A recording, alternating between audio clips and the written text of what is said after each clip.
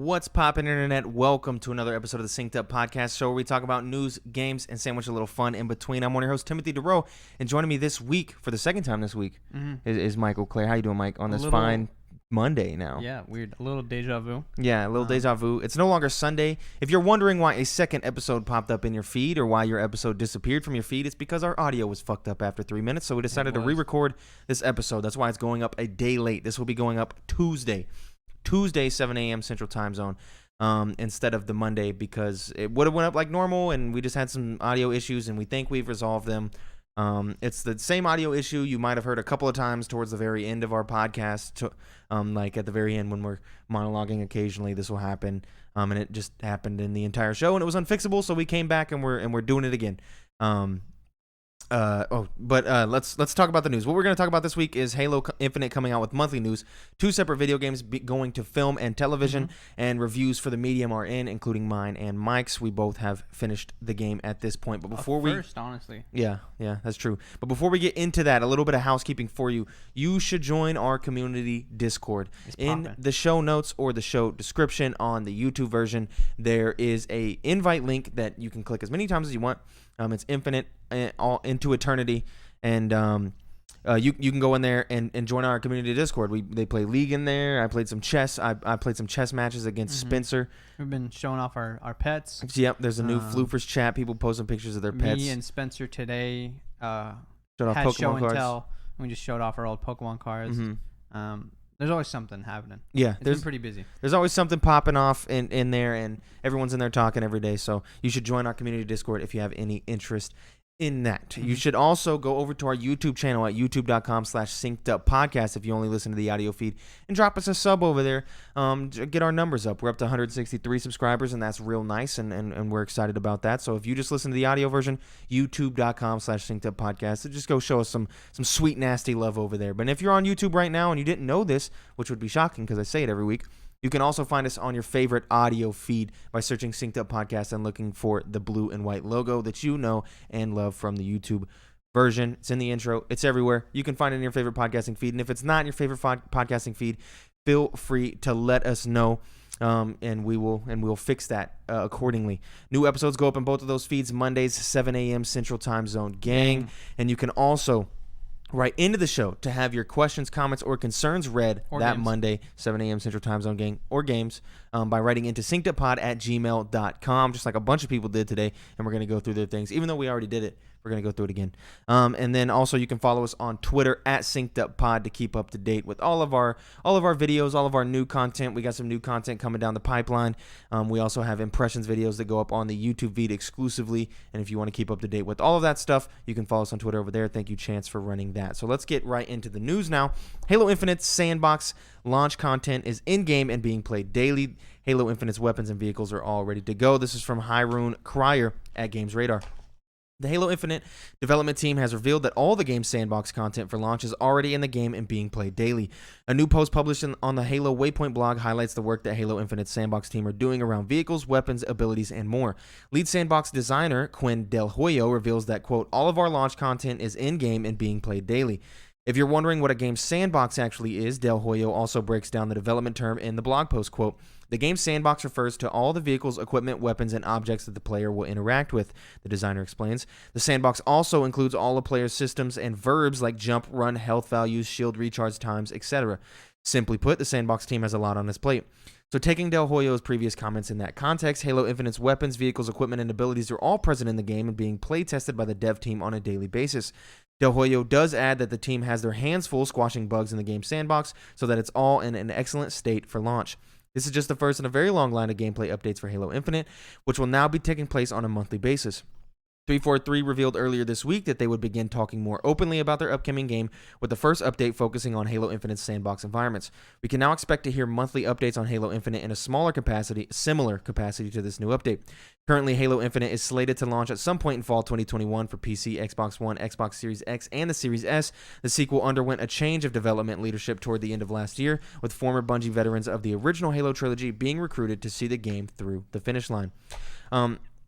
So this was some exciting news, obviously, because we got to see some new stuff. This keeps us going all the way until release, and so we can now expect to see monthly monthly updates from here until release, whenever release may be. We know it's coming out sometime in the fall. Maybe they push it up, maybe they push it back. Who knows?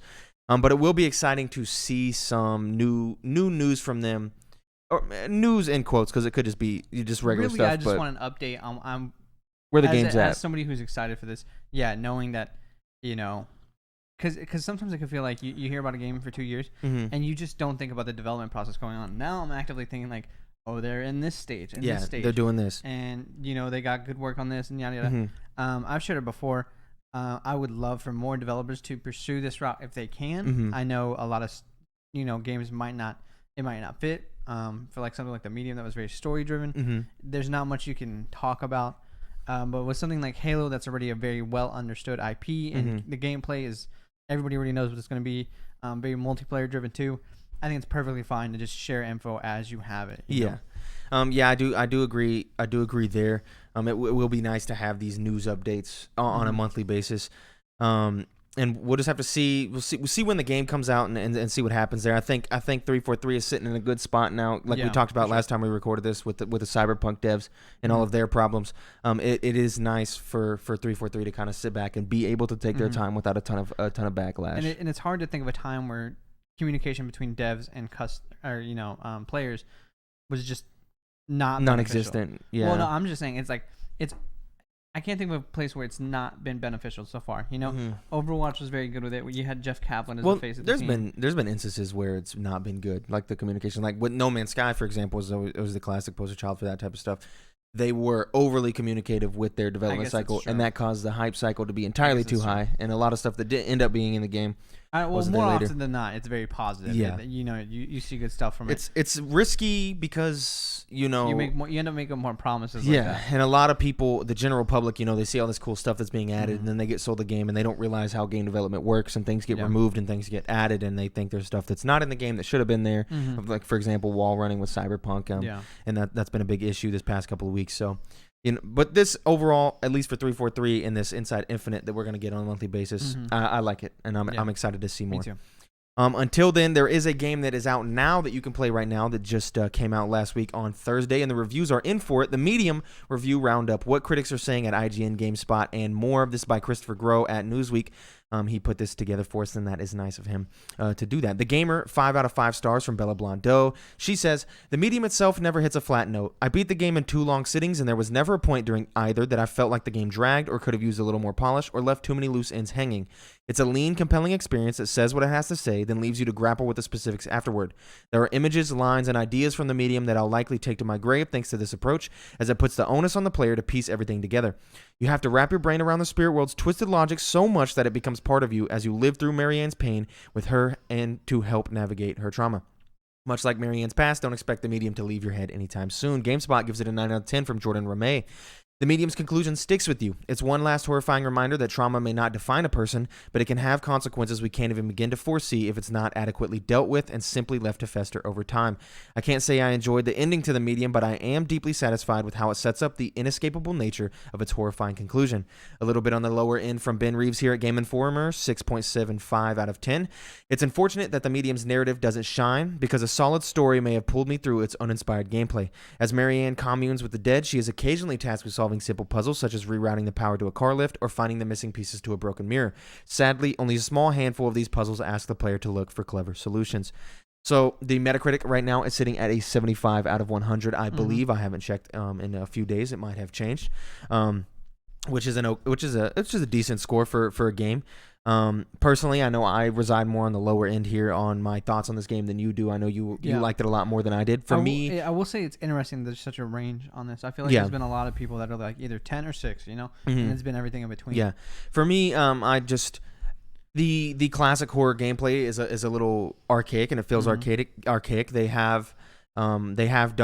put some modern sensibilities on it, but I don't think they've done enough to really modernize that type of gameplay. If you don't know what I'm talking about, the old school Resident Evil gameplay, Eternal Darkness, Sanity's Requiem, static camera, almost tank controls. Not quite tank controls here, but basically that. And that makes it a little a little difficult to deal with, and you're kind of fighting with the game's mechanics a couple of times, Yeah. dying when you shouldn't have. You felt like, and just classic stuff there. But that being said, I do think the narrative of the medium was a shining point for me. Yeah, I disagree with Ben here, and I think the narrative was actually what pulled me through it. There's a lot of moments where just things start to click, things start making a lot more sense. You figure out who's who really, why we're in certain events, things that happened earlier. Yeah, because the story's kind of non-linear. Yeah. In how you get the information, you find out things about the past, Picking and the future, up notes and reading the notes present and stuff at different times. Yeah, and then they do a good job at some of the side characters that are not as explored as some of the main characters. You can fully learn their stories simply by just picking up something like postcards, right? Yeah. I think that's very cool. Yeah, and I think that might be a reason that a lot of people didn't jive with it because, while I think that that's okay, and for me, that type of narrative like delivery is okay with me. I know a lot of people would like it to be more in your face and less having to read collectibles and missable stuff like that. So I think it's a fair criticism for people to not enjoy that. But personally, for me, it worked. I thought it was fine. Yeah, I could see if you skip some of that stuff, how that story might seem a little one note. But just piecing everything together, because I feel like I should have got almost every echo. I picked up everything I could. I investigated every little thing I could, and I explored everywhere I could. And I feel like I got a really complete story with some interesting side pieces to dive into. And it left me with, kind of wanting more. And it feels like it can go somewhere. Yes. The ending is in a spot where it does seem like they can make a second one. And Chance did tell us on the Discord, we talked about it yesterday when we recorded, that he gave it a 7 out of 10 mainly because of those gameplay gripes that we have. He thought it could be an 8. But he did say that Blooper Team, if they stick with this IP and they do it again, they can do something very cool because I agree. I like the mechanic of the spirit world and the material world and doing puzzles in both places at once. And I think they do some really cool things there. I wish they would have done more with that. I feel like they didn't do enough with that and exploring that idea because to me that was the coolest part of the game. But I do, at the end of the day, still think it is quite a nice game. And if you have Game Pass, there's no reason for you to not play it, in my opinion. But this is the biggest game that Blooper Team has made thus far. They made the Blair Witch game, and they made Layers of Fear, if you are familiar with any of those. And I think this is a big step forward for them, and I'm excited to see what they do in the future. So if you have Game Pass, I would say play it. But what would you give it? You said Chance 7 out of 10. I would give it a 7.5. I think it really could be an 8 if I think it sits at an 8 for me. Yeah, just those gameplay things were a little more harder for me to forgive. Yeah. I really would like them to do an over-the-shoulder camera for the next one, but we'll have to see what they do. I will say, I haven't gotten a chance to speak about how they keep the game scary. They start out kind of more with the jump scares type stuff, and then the back, like 3/4 of the game, is all just in sounds, environment, just being afraid of the big boss that kind of follows you through the whole game. They use that to control your fear more than jump scares. Yeah, they don't really rely on that. those. Yeah. There's one moment where you're walking through the woods. It's not really a spoiler. Your light will flicker when the mall is near you. Yeah. And I'm just going through the woods and it starts flickering. Yeah. And I had nothing else but that, and I'm scared. I'm like, okay, he's either in front of me, or beside me, and stuff like that. That I think makes me enjoy a horror game better than just jump scares. Yeah.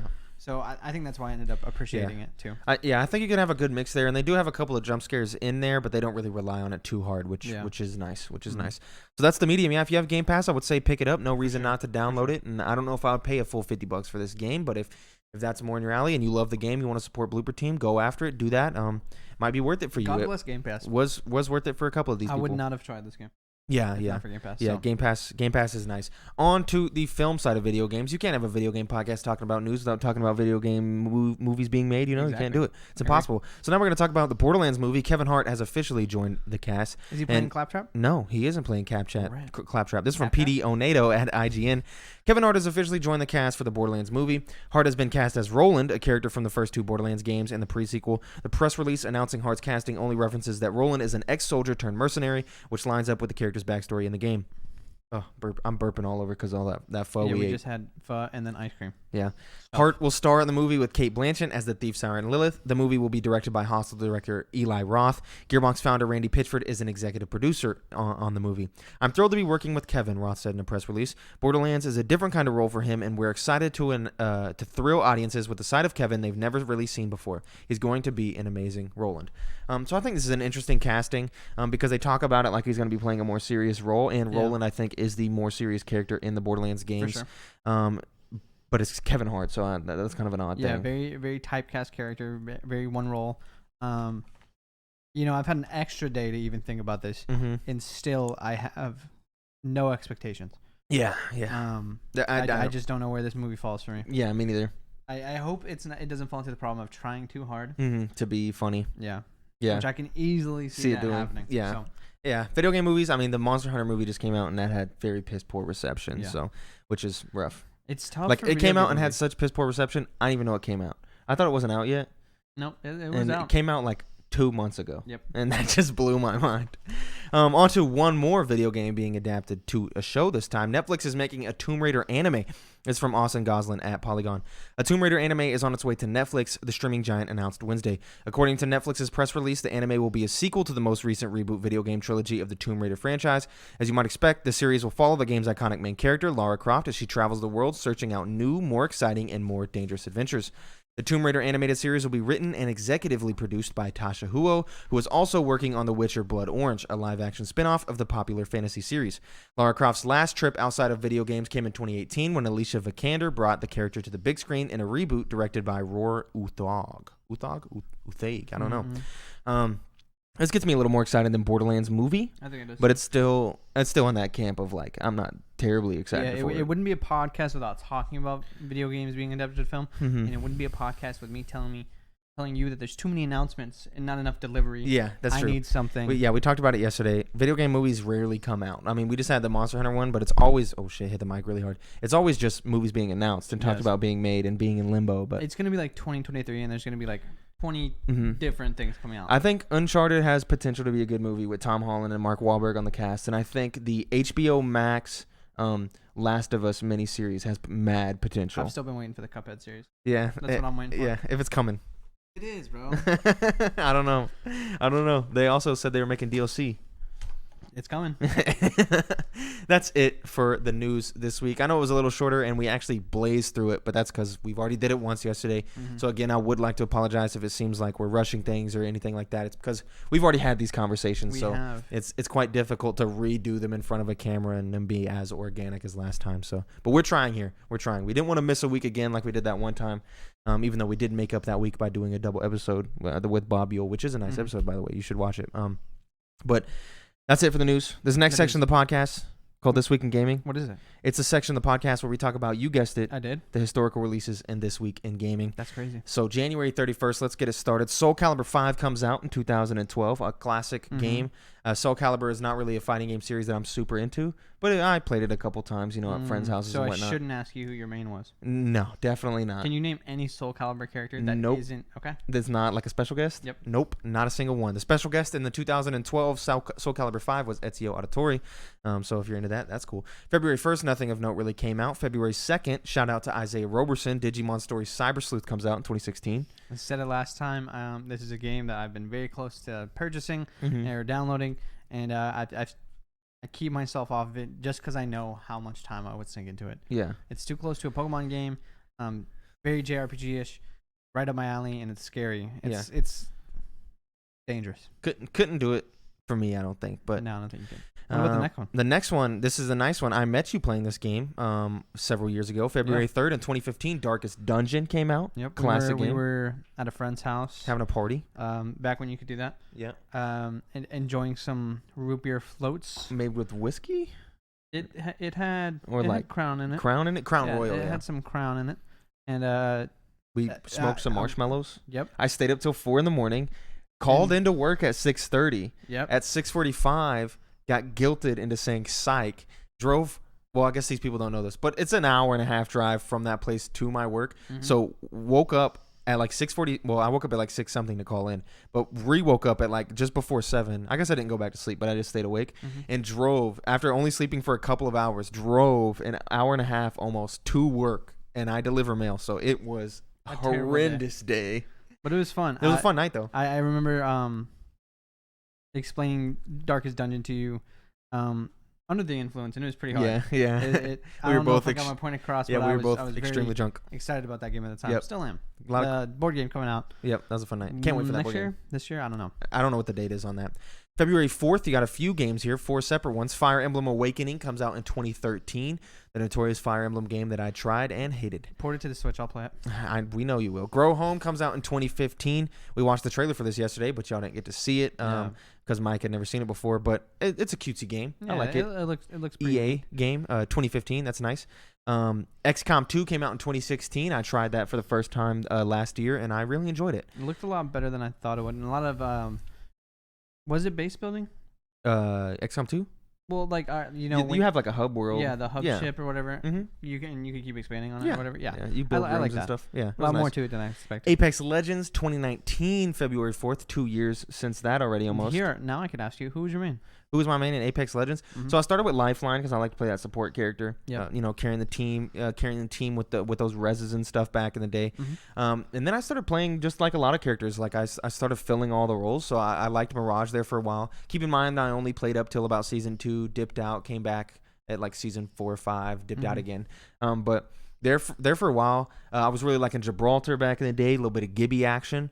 He was fun. I enjoyed playing.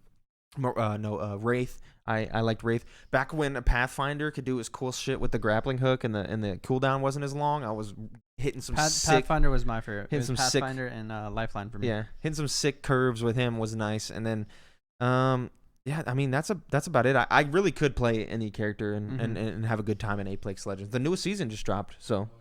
It hasn't? Oh, okay. Tomorrow. I thought you were playing it. So the new season will drop by the time you're listening to this, which is nice.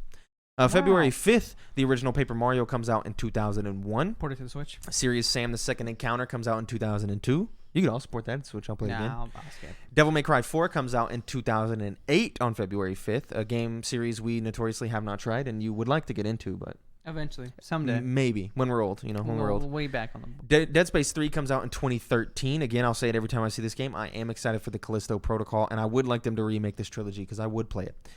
Sly Cooper Thieves in Time also came out on that same day. Shout out to Trey Blackburn. It's been 8 years since the Sly Cooper game, and it's going to be another 20 before you see one, Trey. I'm sorry.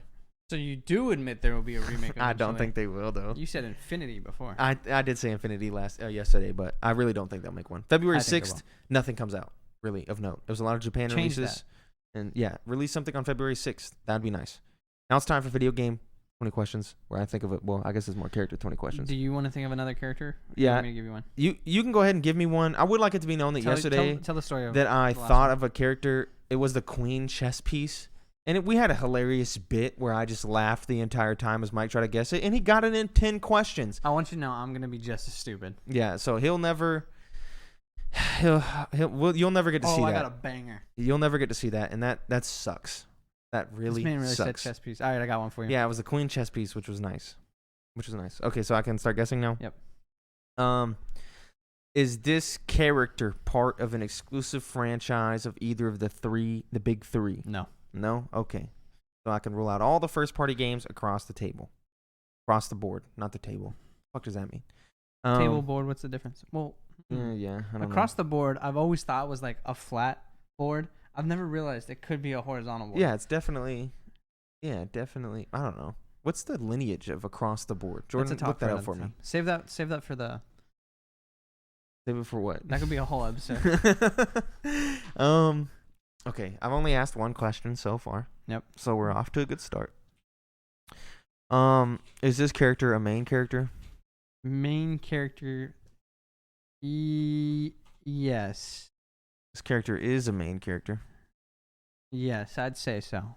Is this character a character you would consider sentient?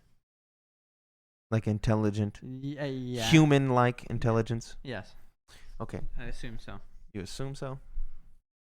Okay. Yeah. Gotta be. Gotta be? Okay. Is this character... Okay. Is this character? No, well, so obviously it's not a human. If it was a human, it would be an easy yes. Don't assume. It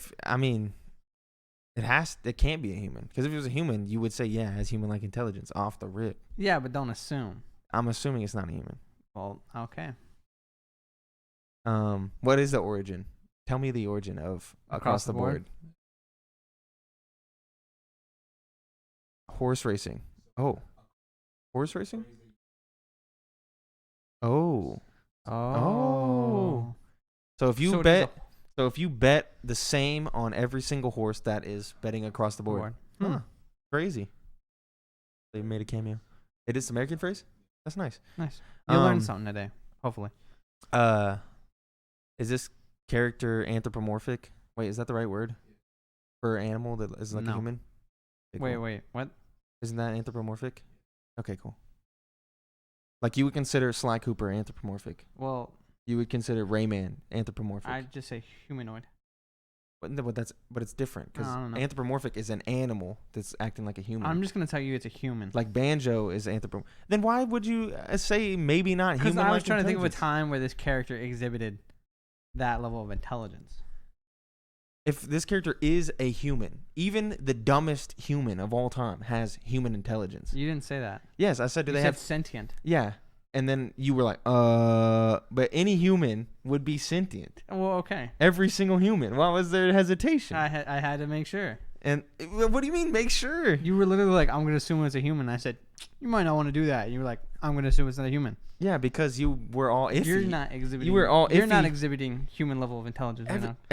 Every human has human level intelligence, and is sentient. So you're saying Einstein and I have the same level of intelligence? No, but that's not what human-like intelligence means. Like that's why I also said sentient beforehand, because it's like conscious human level intelligence. It's hard to call this character just like sentient though. It just doesn't feel right. What the fuck does that even mean, dude? It's gonna be a banger when you get it, dude. Is this character? He's not a main character. And you said he's not in first-party games. Nope. Like he's not. Okay, so it's not Matt, the meme Matt. Okay, cool. That's what I was thinking about. That's a question. No, that's not a question. I can't guess the character. If I guess it, I'm wrong. I lose. You lost. No, because wasn't asking. No, I was announcing it's not Matt. I wasn't asking you if it was Matt. Sure, bro. Sure. Why would I even say that? Do recall that I said I'm gonna be just as stupid as you were about putting the queen in. Yeah, I know, but like fucking humanoid character that's as dumb as the queen chess piece. Can't even fucking think of one. I didn't say as dumb. I just said I didn't know. You didn't know? I'm assuming they have human level intelligence. What? The fuck? See, I just had to keep talking, and Tim's never gonna come up with an answer. You're asking the wrong questions. Who leads with, are they sentient? I just had to know, because you said the character was dumb. Like, queen chess piece, not like sentient. What main character is not sentient? I don't know. But you also said it wasn't a main character. I said it was. No, you definitely said wasn't. No, roll it back, Jordan. I said it was. Main character? I 100% said it was a main character. We're going to check the tape after this. How much? Put $100. Because my whole... $100. No, I'm not betting $100 fucking dollars. 50. No, I'm 20. not betting any money right now. 5. I'm trying to think of a character. What a fool. I already got to send Fielding $5. There's no way to roll it back without editing it. Don't end the recording. Don't end the recording. Well, I'll check at the end. Hey, you haven't even gotten to why you have to send Fielding $5. I know. Stop spoiling the podcast. I know, burying the lead. You've asked 4 questions. Yeah, I know, dude. I'm trying to think of a dumbass character that might not exhibit human-like intelligence. You're hung up on the wrong thing. That is a human. This character is a human. Like main character. Like, what the fuck?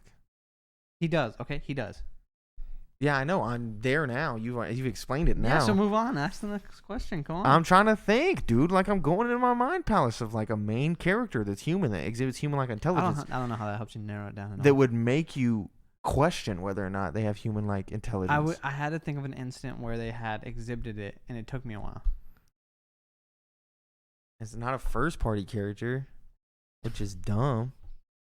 Like the queen was not a first-party character. Yeah, I know, but it was like easy to narrow down, and there's a blatantly obvious. There's a lot of things over there. Yeah, but those are board games. They don't count.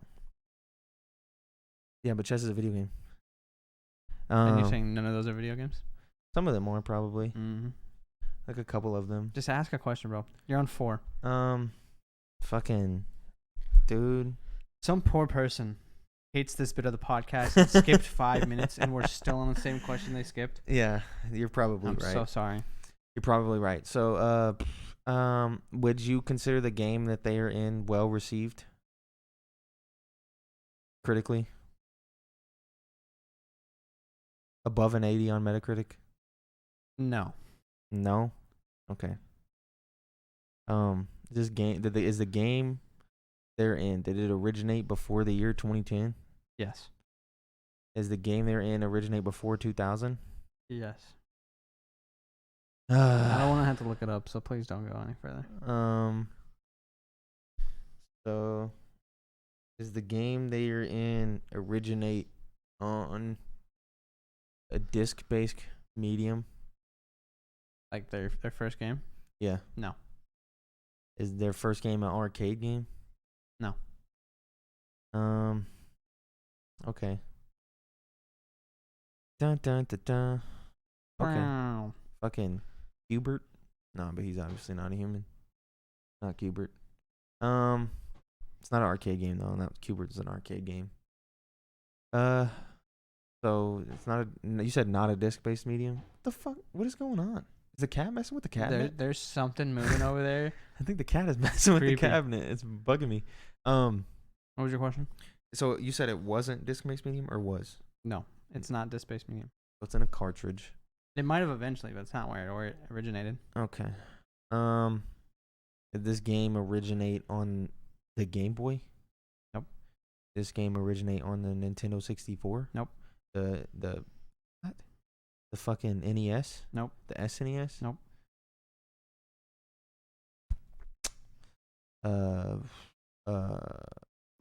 What the Sega Genesis? Nope. The Dreamcast? Nope. The Virtual Boy? Nope. Fuck if I know. If it's none of those things.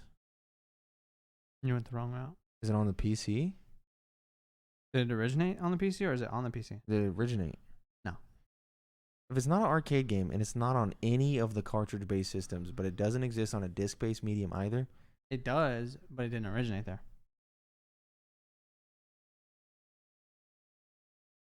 The fuck? Yeah, I got nothing, bro. I'm gonna have to give up. Did you ever think it might have originated on a board game? But I said, did the video game this character originated in? I didn't say, did this character originate? You want to put $100 down on that? That I said video game? Yeah. Yes. But you also have to put $100 down that I said. No, it's I a main don't. Character. No, I'm not putting $100 on that. Nope. Sorry. Yeah. No, I don't want to do that. Across the board. I'll revoke your last 6 questions. Put you back at like 11. It originated on a board game. Well, I know that now. Yeah, you But should have known that before. I don't fucking know when the first game came. You're supposed to know these things. Character. You're gonna be able to tell me when the first video game iteration of chess was? No, but I can pull my phone out. Yeah, but like that's a lot of work. Yeah, but for the integrity of the game, you know. The integrity. The of integrity the of the game was broken when you chose a chess piece. No, that was funny. This would be funny too when you figure it out. He's gonna give me so much crap, dude. Dude, I don't fucking know, dude. Main character originated on a board game. Originated in a board game. Does this board game have like 1 million iterations? Yes. Is it the fucking Monopoly guy? Yes, it is. He's baby. not the main character, bro. Come on. Who's the main character? You are the main character. He doesn't do anything in that game but exist. In the video game, he's the main character. He's not the main character. Yes, he is. No, he's a narrator. He's like, roll the dice, baby. Yeah, he's a narrator. He's not a main like, character. oh, you landed on Boardwalk. Are you kidding me, dude? He's not a main character. He's a main character. No, he's a narrator. You would never consider a narrator a main character. They Yes. can be the same if the main character is the narrator. But if it's just a narrator. No, he's a main character. No, he's not a main He's a character. main character. This is complete cap. Complete cap. Nope. The Monopoly dude is The not Monopoly a Man is a fucking great main answer, character. Jay. That was Video Game 20 Questions. Hope you enjoyed it. He's not a main character. Sorry you guys missed out on the Queen, but we'll move on Literally to fuming. what is my favorite segment of the show. fuming. Reader mail. Main fucking You can character. get your questions read by emailing Monopoly, it to dude. synceduppod@gmail.com or leaving a suggestion Jesus Christ. in the Discord. We Are have you 2 options shitting me? now, whichever you prefer. Let's get into the first reader mail. Main character. Open dude. the envelope, Tim. What you got over there? Monopoly, man. Ooh, we got to start on a rough one. So this one, the first one was a game from Fielding. I'm Unfortunately, we pissed. played it the first time. And it was great and fantastic, and it was a wonderful feeling. It was so funny. There's so many good bits, so many back and forths. I was laughing, Tim was laughing, jumping Jordan off was of the laughing. bridge. It was great. Unfortunately, Somebody that's gone. So we're kill gonna me, dude. reenact You fuck- word for word Give me my how it went the fucking first time. paper. I'm the host of this Question number 1. show. Don't- This game's movie. What was it? I don't have the paper in front of me. Oh, god damn I it. went paperless for this show. Let me know what you think. If the Monopoly Man is a main character, comment that shit. If you're in the Discord, throw it in the Discord too. Email in. If the Monopoly Man is a main character. I think he is. Pissed. Okay. Yes, sorry, Fielding. When I say we couldn't. when I say character, and I say Monopoly game, who do you think of? there is no main character like No. When I say character and I say Monopoly, You what think character? of him.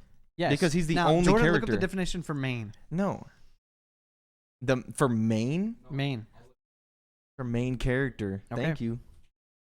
I'm breaking this down word by word. No, main character. What's the bring it up on the screen. I want to see that shit. Show the people too. That's not fair. I can't read. Show the people, Jordan. Not yet. Throw it up for the people to read the definition of don't take my paper. I printed it. I wrote it. I typed it. I copy and pasted it. I was just saying, he didn't type much. Okay. Bring it up for the I know, people. 'cause you haven't changed the intro in a year. The main character Just, definition. okay, we'll look up the definition of main. Main character definition. Why would you look up the definition of main? Protagonist? Is Monopoly Yeah. Man the protagonist? No. But you didn't ask that question. You asked if he was the main character. Yeah, he's not The the main character would be the character that's up front. The most. No, What that's not titular? Yeah. Who has ever said he is the titular character? Yeah, he's the titular character for that series. Someone even say the main. No, you wouldn't say the Monopoly Man is the main character. You would never say I know that if I had said no to that, you would still be on me just as much. Yeah, for something else, but no, not. No. If I said he was not the main character, you'd be like, he's absolutely the main No, character. no, I he's wouldn't. the only character in that game. No, I would not say that because he's not the main character. Like he's not. He's a character. You would, I guess, in the Monopoly game, you would the consider only him a character. narrator because I was thinking in my head, I was like, fucking like who's the fucking main character? Like you think of like narrators, and I was like, is he thinking like the Smash announcer? Like, because like that doesn't make any fucking sense. But like he's just a narrator. He just simply exists. He's not the player is the main character. They're the ones rolling the dice. They're the ones buying the properties. They're the ones trading shit. See, I think you played Monopoly wrong. I always play as the Monopoly Man. I'm the man playing Monopoly. The mascot. Yeah, he'd be considered the mascot, not the main character. So Pikachu ain't the main character? Mario ain't the main character? No, Pikachu is not the main character. The trainer is the main character. What? Yes. No, Pikachu's the main character. No. Yes. Yes. No, Pikachu is not the main character of the show either. Yes, he It's is. fucking Ash. No, but it's Pikachu. No, it isn't. Listen, you take out one of them, your show's gonna get a lot worse. Yeah. You take out Pikachu, that show, dog. That doesn't Take make out him the Ash, main character. Show's still good. If you take out Sephiroth, that yes, it's worse of a game, but Sephiroth isn't the fucking main character. He's the main villain. Yes, he's the main villain, not the main character. That's a different thing. Nah, he's one of the main characters. No, he's dude. Yes, he is. Dude, but he's not the main character. You didn't ask is this Cloud- character the main Yes, character. You yes, said, I did. No, he said, is it one of the main characters? No, I didn't. I said, is this Yes. character the main character? Yes. The main playable character. You did not say that. $100? Dude, are you fucking kidding? Dude, I swear to Christ, dude. I'm going back and watch this fucking episode, dude. I can't. You're gonna be wrong like 5 No, times. I'm not. I'm gonna be right like 5 times, dude. He's not the main fucking character. Dude, comment it. Dude, comment it right now, bro. Right in the show, comment, throw it in the Discord. I swear to Christ, he is not the main character. You can send that money to me and then keep $5 of it. I swear, dude. You're wrong. Dude, I'm not wrong. He's mad. Yes, I am. I'm pissed. Tilted. That was trash. You answered the question. You led me astray, dude. No, I didn't. You led me astray with your piss poor question I answering answered all the questions incorrectly. very correctly. Cap. Jordan's with me, dude. That's 2-on-1, bro. You're immediately on L. Yep. Nah, bro. He's on the fence on this one. No, he's only on the fence because he don't want to pick a sign. But That's I know exactly he what agrees. that I know means. he agrees with me, bro. No, I don't even have to worry about it. Just Google is. No, you're not gonna find that online. No one's asking this question. Is the Monopoly Man the main character of Monopoly? Is the Monopoly Man the main character of Monopoly? Who is asking this question online? Literally, Probably me. Nobody. You're gonna find it on like Quora from some random dude. It's me from 5 minutes ago. Rich Uncle Penny. Rich Uncle Pennybags. Rich Uncle Pennybags. The first thing is sending. Damn, Mike, you got all ready to get all excited and be on me. I'm just saying, mascot sound a lot like main characters. No, that's not true, dude. Same first 2 letters. Dude. Basically, Mario. Reader mail. You. Oh. I'm so pissed. Okay. This is reader mail section. You can also have your questions read on the show by sending an email into synceduppod@gmail.com. But I'm re-saying I'm the host. At gmail.com, just like Fielding did. I'm going to read his email, but unfortunately we can't do his thing again because it's a game and we already did it. I'm going to tell him our thought processes, though. Yeah. So he says, hello, peeps. Here's the Guess That Quote game, again, coming at you. Let's see how you do. So he put in here 5 quotes from our shows back in the day. We'll let you guess them. Yeah, we'll see if you can guess them. And it's Dora quotes style. It's quotes that either me or Mike said. Now, we already got the answers to this because we did the show yesterday, so we can't really organically do this again and it make any sense. I will say, though, Fielding, it was just as fun, extremely fun to do this, and we had some really good laughs. And it sucks that you guys won't get to see that, but... So for the first quote from Fielding here, he says, "Their movies schmack, but their games IP is lackluster." Now, we thought of everything but the answer. Yeah, And we did. Who did we end up agreeing it was? I think we agreed it was you. Yeah. And we thought we were talking about shit. We went through so many different things. Yeah, I don't think we nailed one. We were like, it's always the reverse. Yeah, well, I don't think we nailed one. But the real answer was it was me. Talking about Harry Potter during Which didn't even make sense. Yeah, I don't know, because I like the Harry Potter games and the movies. No, oh yeah, we did. I did think maybe the Avengers, but again, that was Marvel. another one that was like that's reverse because, well, no, that's not reverse. I think Marvel was our most like actual good answer. Yeah, Ultimate Alliance 3 was one that we thought. I think that was the answer. But it ended up being Harry Potter Legacy, and me talking about the announcement of that. I moved it over here so I can. Well. Oh, so you can read. Yep. He says they made it interactive for the dead guy too. Now we originally thought Mike was talking about Among Us. No, I never said I was talking about Among Us. Well, no, I did. Well, I did. I guessed that it was you talking about Among Us, and you said. What did I say this was? I honestly don't even remember anymore. What was it? Oh, the Gulag. It was Mike yeah. talking about the Gulag in Warzone. Yeah, I figured it out after a while. The next quote, man. So it's the size of a banana, and you can use discs. Wow. We got this one right immediately, but we were flabbergasted that we drew this conclusion. Because we thought we were talking about the Series S, but that doesn't make any sense because you can't use discs on the Series S, and that's the thing they measured next to a banana.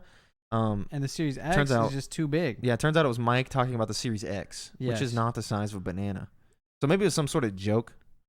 Yeah, I think it was. Just doesn't work on retrospect. Maybe we were talking about big bananas beforehand. Yeah, I don't know. I have no idea. Then the next quote, I'll bet you $5 right here on the podcast. All right, $5. We'll reconvene at the end of the year. This obviously we knew was me because I bet money all the time. Like I said, I played. Right. I played Fielding. What? Well, I bet money all the time when we're competing on stuff usually. For things in the future. And so I bet $5 on a chess game with Spencer. Mop the floor with them, by the way. Spencer, you got to up your game on the chess, bro. Just call him I'm out, sorry, I got to do it, bro. You totally just left what this was about. I got to do it. But that one was about what was about GameStop being dead by the end of 2020, which did not happen. So I owed Mike $5, and Mike did say send it to Fielding. So Fielding, let me know in the Discord. You can cash in. DM me your Venmo or your Cash App. I'll send you $5 on behalf of Mike. Lucky you. Lucky you. He wrote in. That goes for anybody. Find our old bets. Yeah. You can cash in on that if you want. Bonus quote from Fielding here. At first, it was like a punch. It like punched my face and then caressed down my cheek. See, this is a really good one. So somehow Mike nailed this, and I don't understand. I had no idea what it was, and I knew it was me because of the word caressed.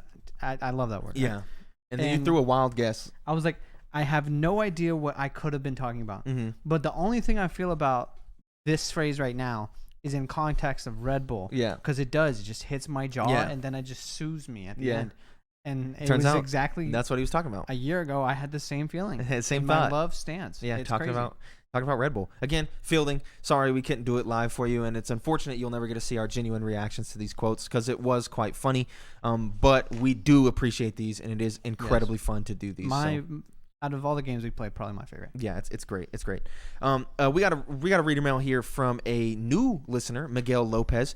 He says, "Hi guys, I've been listening to y'all since November after hearing about you on the MinMax show. This is my first time writing in, and I have to say I love listening to you guys. The way you guys talk reminds me of how my friends and I talk about games and nerd stuff. Anyway, here's my question for y'all. What would you say, if any, was your dysfunctional relationship game this past gen? What I mean by that is the game that you started playing and actually enjoyed playing, but stopped playing in favor of another game.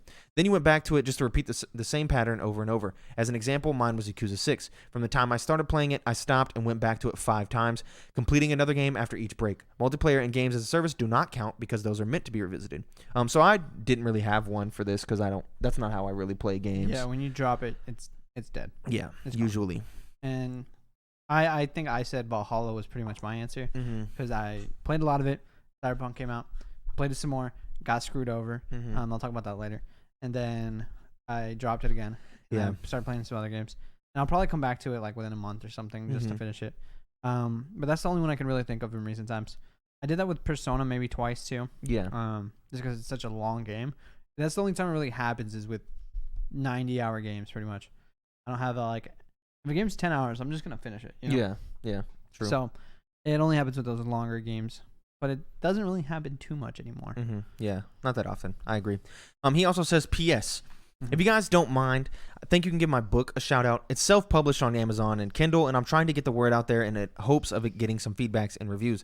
It's titled The Spirit Play and includes 2 novellas. The first one, The Spirit Play, follows various characters in Limbo as they compete in a tournament by that same name. They're given God's gifts, special abilities to use against each other during the tournament. Only one can win. The winner gets to choose whether they're reborn on Earth, passage to heaven, or lordship in hell. It's a fast-paced, action-packed story, and the second novella is titled Halfway, in parentheses, at the end, and tells the story of husbands Axel and Xavier as they try to find each other during what might be the end of the world. The story jumps back and forth in time, showing how their relationship progressed until the present day. Keep up the good work. Also, this podcast is Bay. Look up Bay in Danish, which is shit, by the way. So Mig Lopez. This is also my pen/author name. So yeah, you said this last week, or not last week. Said this yesterday. And I seconded it. That if you guys have passion projects that you enjoy, was my rant. if you guys have passion projects that you enjoy and you love, you can feel free to write in about them, and we will shout them out. Just know when I said it was with more passion. I shed a tear. 100%. Because this for us is exactly that, and we're small time, and I'm sure everyone that listens to this is small time. I don't want to offend anyone, but if you big time, step up. Yeah, I don't want you too Hollywood, but. Yeah, so we will do this. This is perfectly fine. We're small enough right now that this isn't that big of a deal. So if you guys want to write in with anything that you want us to shout out, maybe some Twitch content, some YouTube content that you do, let us know, and we'll check it out. Share it on the Discord too. Yeah. There's not a whole lot of people in there, but there is a lot of people that will respond to your stuff. That will at least say something. And I know Mike has started reading this Spirit Play for you, Mig Lopez. He's gonna read some more of it. Maybe let you know what he thinks. Maybe write a review. Chapter 2. Yeah. Because it was cool. He included a copy of the book for us to read, so we appreciate that. And Mike's gonna read it, and he'll get you some genuine feedback. Probably next week, maybe. I don't know. Maybe I'm reading like 20 pages every day. I think that's what I want to do. Yeah. So just Cool stuff. Really cool, man. Thank you for writing in, Miguel. We appreciate you. Lyle writes in this week. He says, "Hello, Tim and Mike. The Witcher 3 convinced me to get a PS4, and Cyberpunk was going to be the game to push me to buy a PS5, but the game was a mess. Is there hope for Cyberpunk? Can it redeem itself through updates? And can you think of any other game that was a disaster at launch but found redemption? Thanks, Lyle. So yesterday we talked about how No Man's Sky was definitely the poster child for, I don't know necessarily a disastrous launch, but definitely came back for the number one referenced redemption arc of all time, pretty much at this point. And that was lovely. I got another one for you. For redemption arc, I think Sword and Shield, the base game experience was okay. But the DLC was honestly a lot more fun than I expected it to be. the original one, or the first one, Isle of Armor. Added some cool things with the starter Pokemon or the legendary, but the second DLC added like a whole new raid mechanic with your friends and the raid den system, and it like changed the game for me. I love it so much more with that.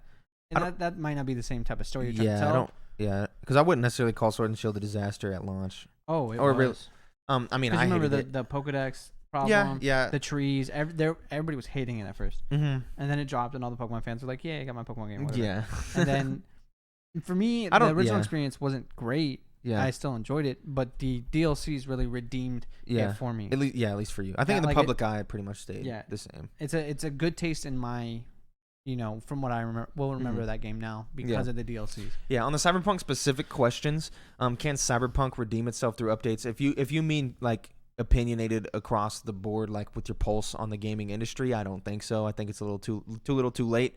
I think it's too far gone for being able to redeem to the level of like No Man's Sky has now become like a love story that everyone's like, oh yeah, I love that game came back out and it's great. Whereas Cyberpunk will continually just be referenced as this shitty, crazy thing that happened. Yeah. But I do think if you were thinking of getting a PS5 and you were thinking of getting Cyberpunk, whenever you do get around to finally getting a next-gen console, I still think there is a solid game there that is worth playing. And by the time you do get to it, it'll probably be like $20. Yeah. And it'll be a much better game than what we played for $70, Yeah. And although the public might still be shitting on it, even though I have a lot of criticisms for that game, I still enjoyed my time with it. Yeah, there's a lot of good things in that game. Yeah, and I think by that time you might be enjoying yourself even more than we did because you'll have technically a better game. So that's our opinion on that. Trey Blackburn writes in with a question for me. Have you played the original Final Fantasy VII? And if not, do you plan on playing it? Do you plan on getting any more into the series other than the remake? No, I have not played the original Final Fantasy VII. I do not plan on playing the original Final Fantasy VII. And do I plan to get any more into the series other than the remake? Is a usually across the board no, but I will get into 16 because it is more of that action combat. Just depends on the reviews and stuff and what people are saying if I really get into it, but that's one that I'm considering. But other than that, I really have no interest in it. I've tried. I've made multiple attempts, and it's just not for me. Final Fantasy VII Remake, though, favorite game of all time, so that's exciting. And then he asks, what are some good puzzle games? I've been craving some real brain teasers recently. I played through Portal 2, Antichamber, and a whole bunch of other ones. I really want to play through The Witness after hearing Bob's top 5, which, by the way, if you have not watched that episode with Bob Buell, we talk about our top 5 games of all time. Phenomenal. It is 3 dudes just having a jolly old time, talking real passionately about the games that they love, and it is a great episode. You should go listen to it. What are your guys' favorite puzzle games?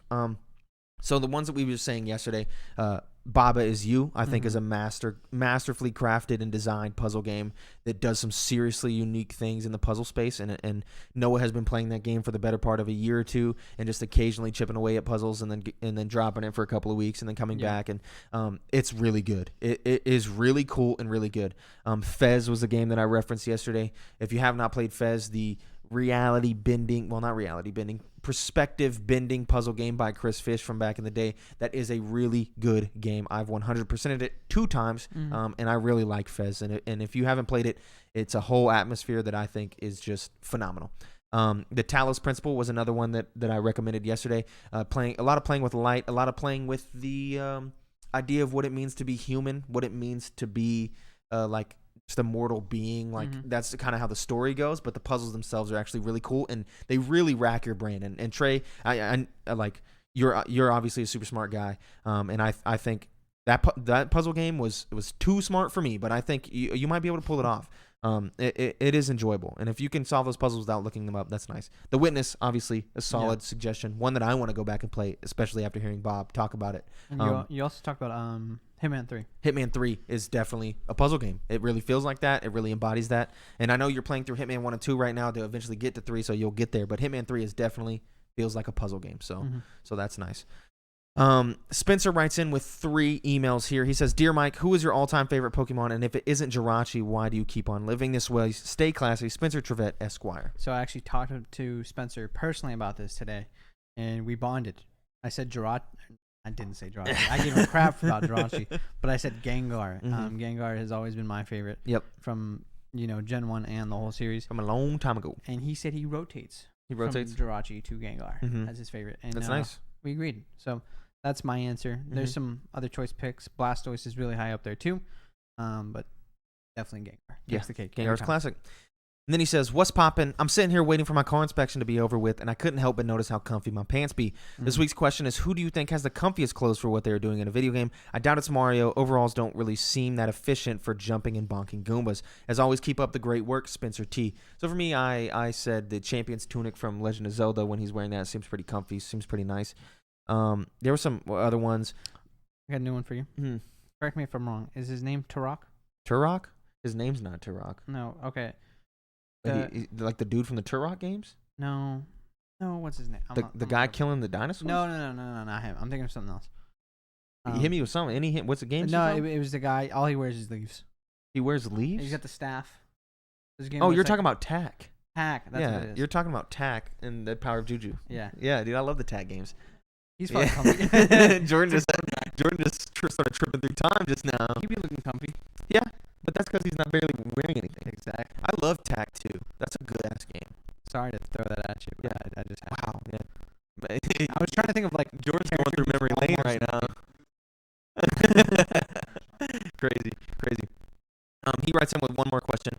ADO, still writing in while watching the YouTube feed. I actually prefer the video version, but I have the audio on auto download in case I can't watch at work.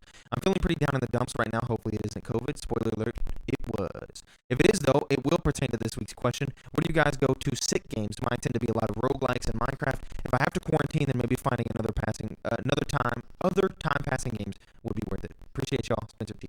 So my answer for this was I don't really have a sick game. I tend to either keep playing what I'm playing, or when I feel sick, I tend to gravitate towards watching movies instead of playing games. I started thinking about this question some more this morning, because I think when I get sick, I really just don't do anything. Yeah. Like I just try to like conserve as much YouTube.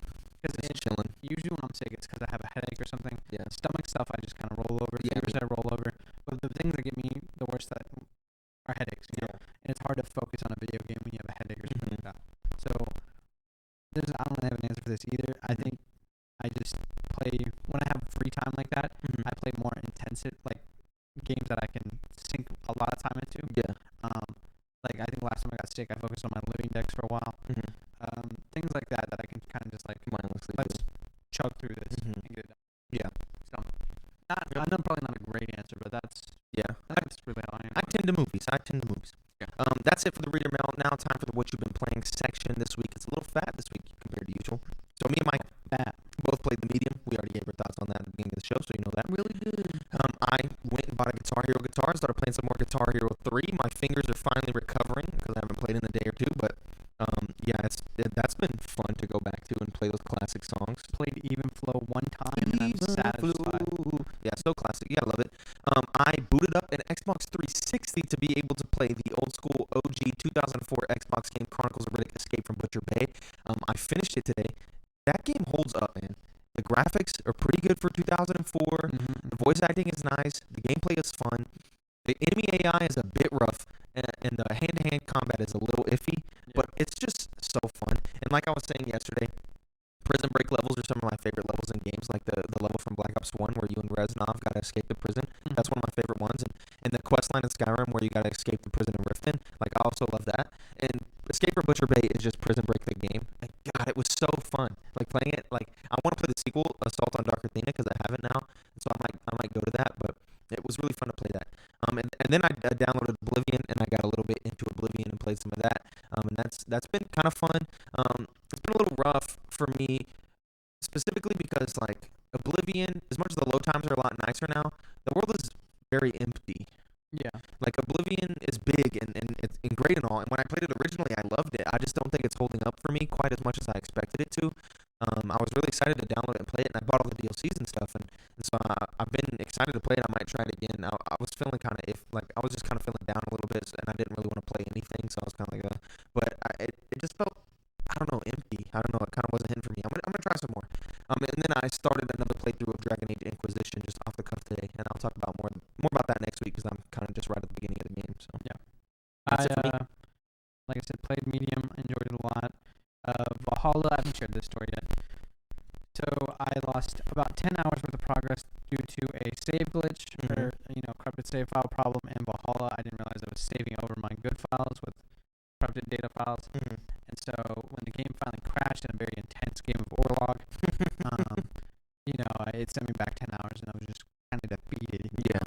I was like, because it crashed, and I was like, okay, how far? How bad is it going to be? And I looked it up, and I was like, oh, God. Yeah. Oh, no. And so, kind of frustrated me, turned the game off, and I'll revisit it because I'm really involved in that story. I really love that game. So I'm going to finish it. But Give it a break. yeah. That gave me time to go play Age of Calamity and finally beat that. And I like that game a lot. There is a lot of good things that work there. I enjoy how they intermingle a lot of characters that couldn't get time to see each other for certain reasons. And you get a lot of really cool interactions, a lot of emotional moments. There's some great moments between Link and Zelda. Combat-wise, you end up picking a couple characters you really like and sticking with them. And it's really hard in the late game to just grind a character up easily because you have to take time to like make them good. Yeah. And I'd rather just keep running with Link, with Impa, with Rivali, you know. So I think that's kind of a problem. But otherwise, I enjoyed it a lot. I'm really excited for Persona Strikers that comes out on the 20th of February, I think. And so I can keep my Muso kit going. The genre is a lot better than I expected it to be. I think they really found a good formula. They just need a good. They keep doing it. They need a good IP. Is really what it is. They keep doing it. Keep you moving through the game. Yeah. And I enjoyed it. I know you've watched some reviews or discussions about it, and you don't share the same sentiment on how the story went. Yeah. But I still thought it was good. And I thought it was a really fun experience. So. All right. Well, there you have it, folks. That's our re-recorded podcast for this week. We originally recorded this yesterday, and again, we had some serious audio issues. I pray they did not happen again. We think we've found the issue and fixed it. If it's happening again right now, what are you gonna do? I'm just not gonna upload this. I'm gonna be extremely upset. But hopefully it's all good. I hope it is. If you're hearing this, it's all good. Obviously. I think if it doesn't work, and since it's the 50th episode, if it's broken again, I think we just sit here for 50 minutes in silence, so we can't have that problem at all, and just upload that. Just scroll on TikTok. Exactly. Yeah. Yeah. Okay.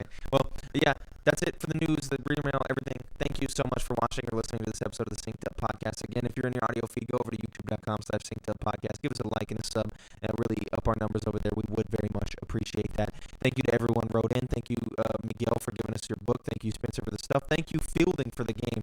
Also, happy birthday yesterday. We said it on the show yesterday. 2 days ago. Yeah. 2 days old now. Yeah. So very much happy birthday, Fielding. Happy belated birthday. That's nice. And if you keep writing in that quote game, we're gonna keep on playing it because that shit is fun. This is not us telling you you have to. Yes. But it is us telling you we love it. Yeah. And it's gonna be complicated. It's complicated. I don't want you to feel like you're being used. Yeah. At the same time, we love it. It's good content. Yeah, it's great content.